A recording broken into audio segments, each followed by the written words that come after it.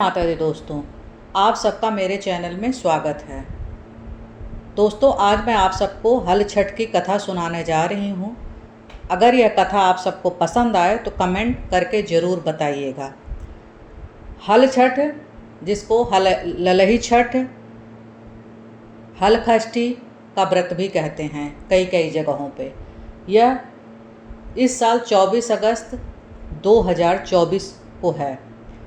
तो संतान के लिए इच्छुक लोगों को यह व्रत करना चाहिए और संतान की लंबी आयु के लिए भी यह व्रत करना चाहिए।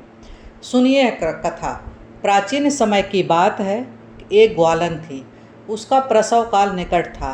एक तरफ प्रसव से व्याकुल थी तो दूसरी तरफ उसका मन दूध दही बेचने में लगा था। उसने सोचा, अगर प्रसव हो गया तो दूध दही ऐसे ही पड़ा रह जाएगा।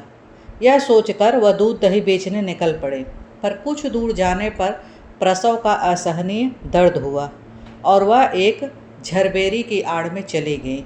वहाँ उसने एक बच्चे को जन्म दिया। उसके बाद उसने उस बच्चे को झरबेरी की आड़ में छोड़ के दूध दही बेचने चली गई और जाके गांव-गांव उसने दूध बेचा।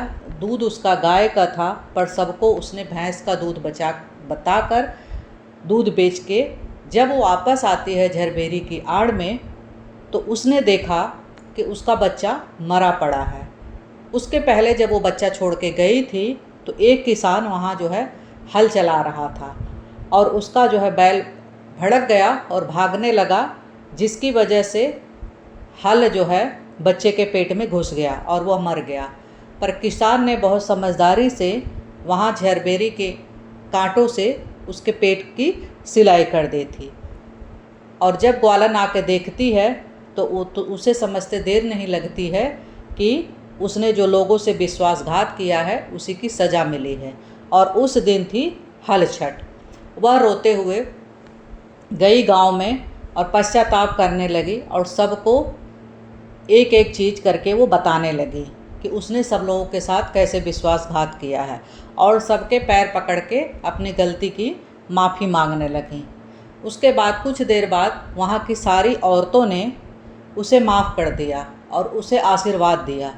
उसके बाद वह ग्वालन वापस झरबेरी के आड़ के पास आती है तो देखती है कि उसका बच्चा वहाँ पे जिंदा है, क्योंकि सबके आशीर्वाद देने से छठ माता जो हैं, ललही छठ माता, प्रसन्न होकर उसके बच्चे को जिंदा कर दिया था और ग्वालन को पश्चाताप था। इसलिए फिर ग्वालन ने कसम खाई कि आज के बाद कभी भी वह झूठ नहीं बोलेगी और किसी के साथ विश्वासघात नहीं करेगी।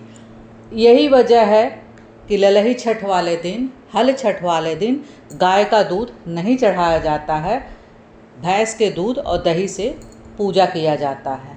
तो हे ललही छठ माता, जैसे आपने ग्वालन के बच्चे की रक्षा की है, वैसे ही हम सभी के बच्चों की रक्षा करना, उनके जीवन में सुख समृद्धि देना। जय ललही छठ माता की।